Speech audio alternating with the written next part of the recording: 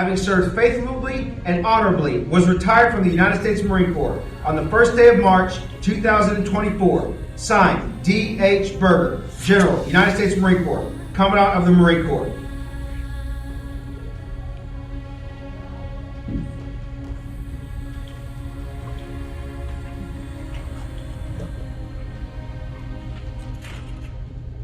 Dear Captain Del Valle, upon the occasion of your retirement, I extend my sincere appreciation for your dedicated service to the Corps. During your career, the Marine Corps has been involved in combat, and it has been because of Marines like you that the Corps has acquitted itself so well on the battlefield. High standards of excellence in conduct and performance have long been our hallmark, and with them, a unique spirit that sets us apart. You can be proud to have been a part of that legacy and have attained your grade in an organization such as ours. In recognizing your long and dedicated service to the Corps, we cannot fail to acknowledge the contributions of your family over those many years. Long and frequent separations are a way of life for our Marines, and it takes a very special kind of family to share the many hardships with us. We owe them our deepest gratitudes. As you leave our active ranks, go with the knowledge that your distinguished service will have a lasting influence, and it has earned you a legion of friends and fellow Marines who wish you well in the coming years. The Corps is better because you serve, and our nation can stand proud because it produces Marines like you. I speak for all Marines in wishing you good health and good fortune. Semper Fi, Marine. Signed, D.H. Berger, General, United States Marine Corps, Commandant of the Marine Corps. Certificate of Appreciation for service in the Armed Forces of the United States of America, Captain Ana M. Del Valle. I extend my personal gratitude and a sincere appreciation of a grateful nation to you for your patriotic service to our country. Your bravery and dedication in our armed forces helped protect your fellow Americans during a critical moment in our history and contributed to a world of greater security and growing prosperity.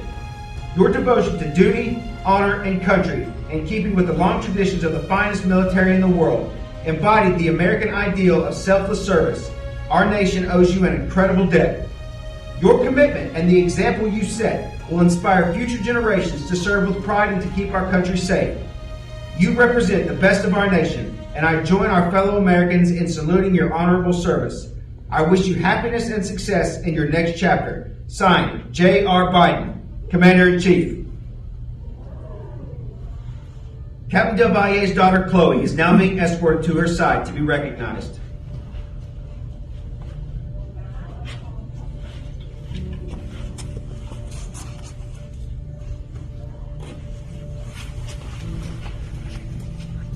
Certificate of Appreciation. To all who shall see these presents greetings. This is to certify that Chloe I. Del Valle has earned grateful appreciation for her unselfish, faithful, and devoted service during her mother's Marine Corps career.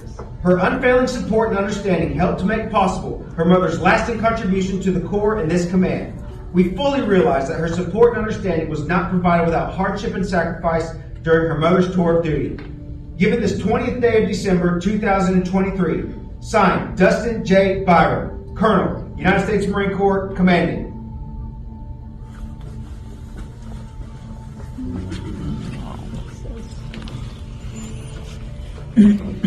I'm going to keep it brief, but I am the commander, so I get to say a few words. So thank you for the opportunity. So I just want to express my appreciation to Ana and all that she's done, and the Marine that I've gotten to work with here at MAC 31. Skipper, thanks for letting me do it. It's tough to top the Colonel, and I don't know if it's wise to do so, but I'm retiring too, so I'm going to do my best. Benjamin, Chloe, Mr. and Mrs. Del Valle, family, sisters and family. This day is your day as much as it is Anna's. Thank you so much for coming. Normally thank the band. Here's what I'm going to say. It's that time of year where you start getting tired of Christmas music, but then you guys come in and just rock it and reinvigorate the Christmas spirit. Nice work, guys. Staff Sergeant, narration, band, thank you. Marines in the ceremony, thank you. Gunny, Hinton, thank you so much. I really wanted the Old Glory and family. I'm so sorry, family. Thank you so much. Wow. I really wanted the Old Glory, and Gunny Hinton made it happen. That means a lot to me. I sincerely, truly appreciate that. I know it takes a lot. I don't want to take too much of your time. I put little notes for myself. What you won't see in the program and that I shared with Marines is I am an immigrant and I wanted to serve my country. I wanted to show my gratitude to this country. And got suckered into joining. Long story, won't bore you with it. But I really was set out to like either be a missionary or jump on the Peace Corps and do humanitarian missions. Like that was my intent. And so a slick recruiter was like, listen, I got you. You do humanitarian missions. So still waiting. And it didn't work out that way. I'm sure I indirectly supported, but I definitely didn't get to go out there. Not on the Marine Corps dime, but I did get PTAD and I did get to go on a humanitarian trip on my own. But I cannot thank everybody enough for the experience here. I am thankful that I was able to culminate my career at an aircraft group. I think I would have been a little corrupt, sir, if I would have been at the aviation unit. not because it's bad, trust me, but I think I was in a very harsh discipline, supporting grunts very early on in my career, that they instilled some discipline in my bones. And it's kind of a full circle that a infantry Marine is supporting as a narrator here. So kind of awesome how that works out. But Marines, I was ready for this moment, probably the third day of boot camp in 2001. I joined right before 9/11 and I was like, oh my God, I've made a mistake. But the only way through it was getting through it. So that's what I determined to do, and I started planning my exit strategy my first term as an enlisted Marine. I ended up at an amazing unit as a first unit. Colonel Hutchinson, I worked directly for him. I went to go work to be a legal admin. That was my first job as a clerk. I was also perfect for cleaning. I did my time doing that. And it was a very character building experience for myself, because I had I worked for a telecommunications company before I joined the Marine Corps my senior year of high school. So it was a complete departure, like older computers, we were still using the typewriter. I was like, oh wow. It was definitely a character building experience that I'm very thankful for. But Colonel Hutchinson, retired Major Armstrong, and a retired Master Salvetti really shaped the type of Marine I became just by their leadership and their example. I remember when I went through some challenges personally, I was able to go to my gunny's house, and him and his wife took me and my baby in. My OIC lieutenant at the time really had hard conversations with me about getting out of a dangerous situation that I was in, involving domestic violence. And those Marines really made me want to stay longer in the Marine Corps and try harder and do my best and do right by the Marine Corps. But they definitely inspired that, because one thing that stuck with me is they never shamed any of the Marines that worked for them. They never shamed us, even when mistakes were made. They always guided us with compassion, with dignity, and with grace. And that's the first thing I tell Marines when I first take over as an OIC, or when I have in the past, is my priorities are treating Marines with fairness, firmness, dignity, and respect. Like, those are my top priorities, and that's because those values were instilled in me by those first leaders, key line leaders I had. After that, I went to Okinawa, and then it was like kind of like a guilt thing, you know. 9/11 happened, and I owed it to my brothers and sisters, so I did. I was like, one more term, it's not that bad. I'll get out and go to college, no big deal. As fate would have it, my company commander, Captain Brock, may he rest in peace, was a Mustang, and he talked to me about this MESET program. And I was like, yeah, I mean, this sounds all right, because I do want to go to college. That doesn't sound too bad. And by then I had drank the Kool-Aid, developed loyalty, hoorah, fierce warrior mindset. So I was like, you know, I could do that. But I didn't take him serious. I was still thinking about my exit strategy, no joke. Because Okinawa was hard time if you've never been there, like Camp Hansen especially is hard time. He died of shrapnel wounds on a deployment. So in his honor, I was like, I'll just put in for this program, because I told him that I was gonna do it.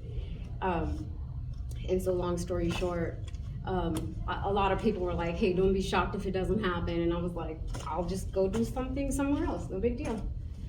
So to my shock, I got selected, and I also got selected for staff sergeant.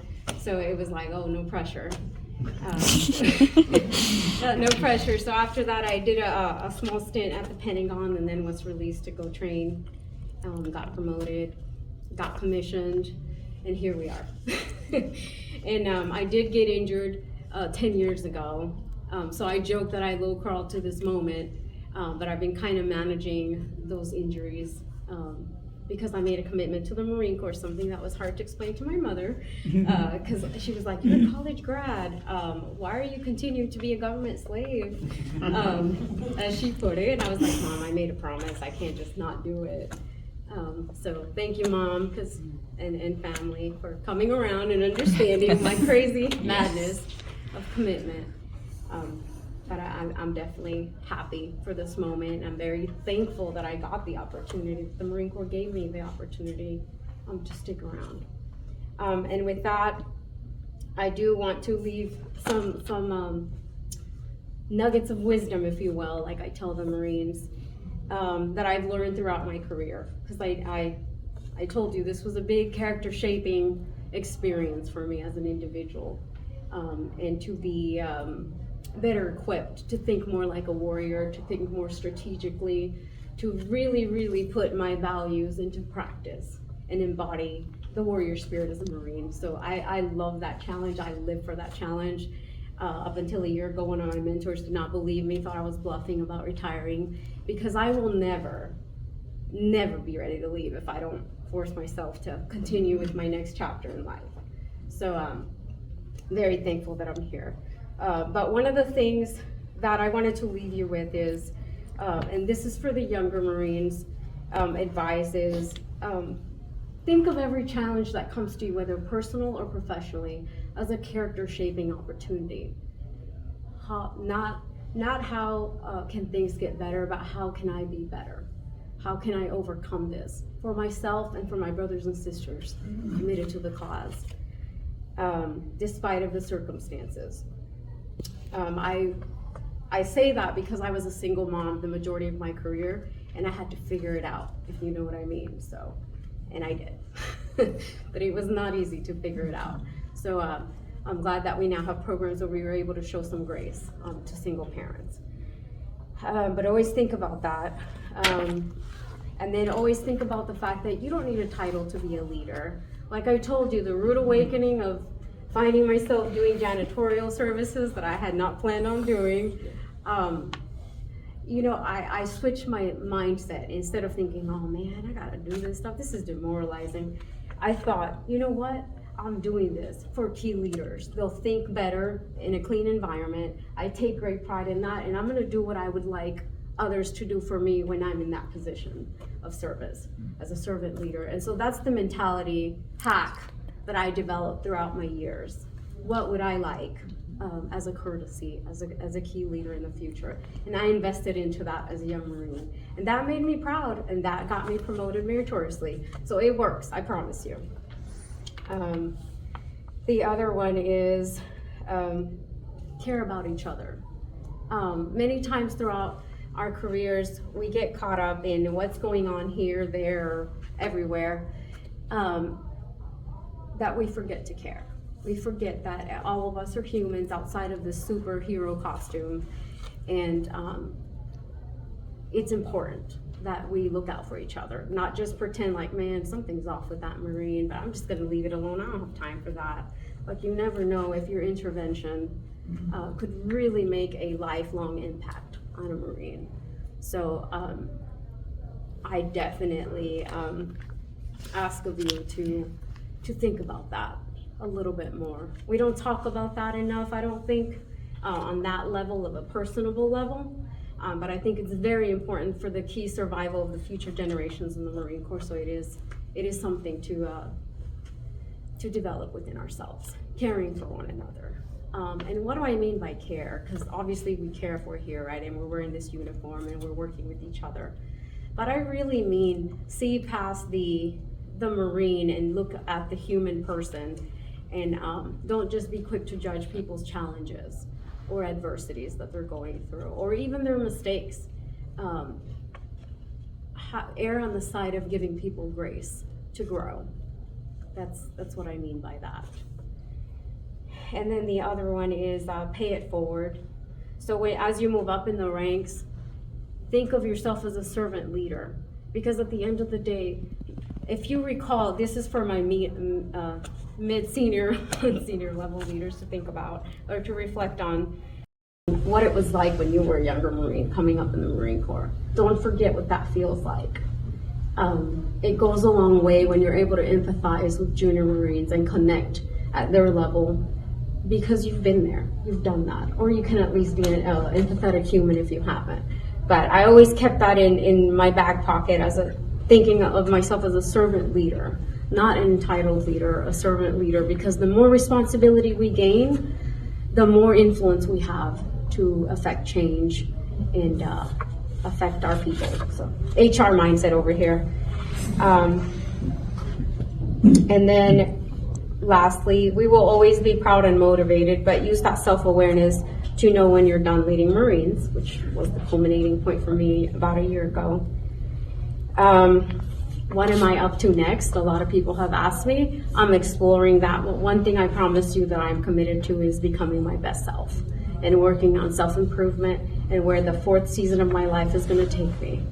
So that's what I'm doing. And I'll leave you with a quote that I lived by throughout my entire career ever since I discovered it. And it goes like this. The challenge of leadership is to be strong, but not rude. Be kind, but not weak. Be bold, but not bully. Be thoughtful, but not lazy. Be humble, but not timid. Be proud, but not arrogant. Have humor, but without folly. Thank you, ladies and gentlemen. I fly atop the world's tallest buildings. I stand watch in America's halls of justice. I stand guard majestically over great institutions of learning. I stand guard with the greatest military power in the world.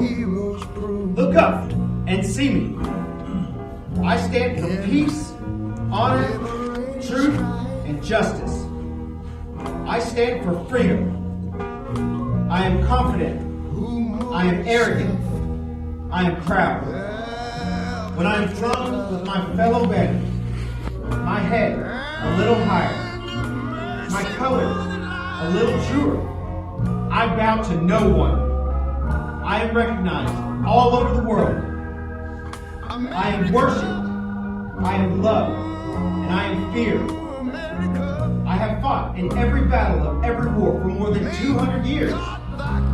Gettysburg, Shiloh, Appomattox, the San Juan Hill, the trenches of France, the Argonne Forest, Anzio, Rome, the beaches of Normandy, Guam, Okinawa, Japan, Korea, Vietnam, in the Persian Gulf, in a score of places long forgotten by all but by those who were there with me. I was there. I led my soldiers, sailors, airmen, and Marines. I followed them and watched over them. They loved me. I was on a small hill in Iwo Jima. I was dirty, battle-worn, and tired. But my Marines and sailors cheered me, and I was proud. I have been soiled, burned, torn, and trampled on the streets of countries that I have helped set free. But it does not hurt. For I have been burned, soiled, torn, and trampled on the streets of my own country. And when it is done by those with whom I have served with in battle, it hurts. But I shall overcome, for I am strong. I have slipped the surely bonds of earth, and from my vantage point on the moon, I stand watch over the uncharted new frontiers of space. I have been a silent witness to all of America's finest hours. But my finest hour comes when I am torn into strips to be used as bandages for my wounded comrades on the battlefield. And when I fly at half-mast to honor my soldiers, airmen, sailors, and Marines. And when I lie in the trembling arms of a grieving mother at the graveside of her fallen son or daughter. I am proud. My name is Old Glory. Long may I wave. Dear God, long may I wait.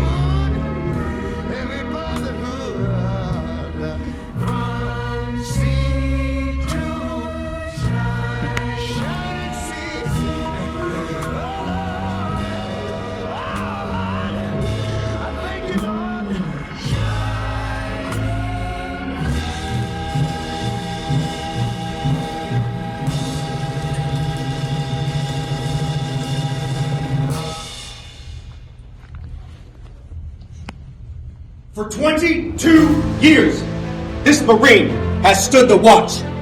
While many of us were still asleep in our beds at night, this Marine stood the watch.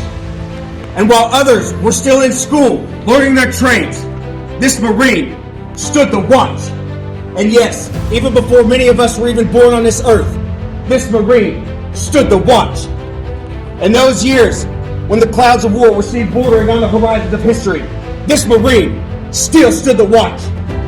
And many times she would cast her eyes upon shore to see her loved ones, wanting that hand to hold, needing that guidance. She still stood the watch so that her countrymen might sleep safe and soundly at nighttime.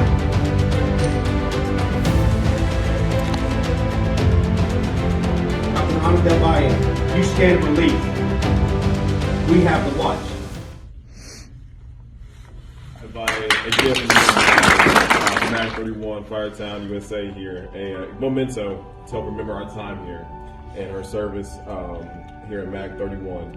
So here we have a picture frame signed off on by the rest of the staff members here at Mag. So you'll never forget us here. Beaufort will always be a home for you, ma'am. So thank you.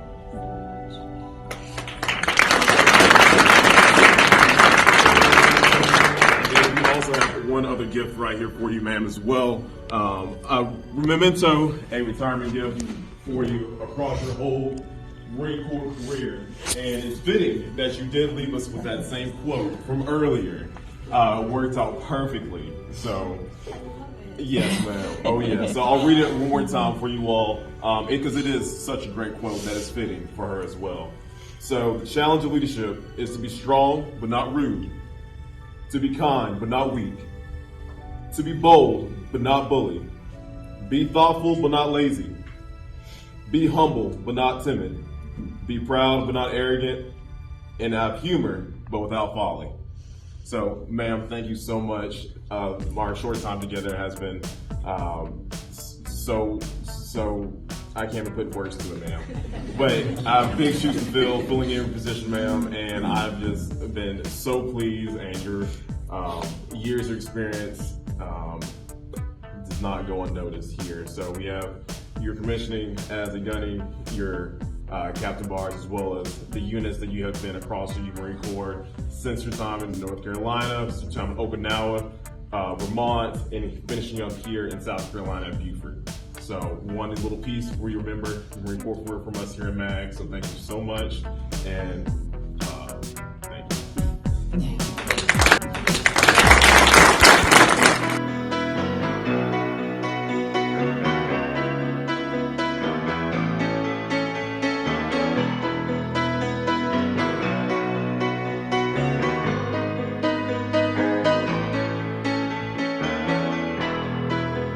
Just a small town girl living in a lonely world. She took the midnight train going anywhere. Just a city boy, born and raised in South Detroit. He took the midnight train going anywhere.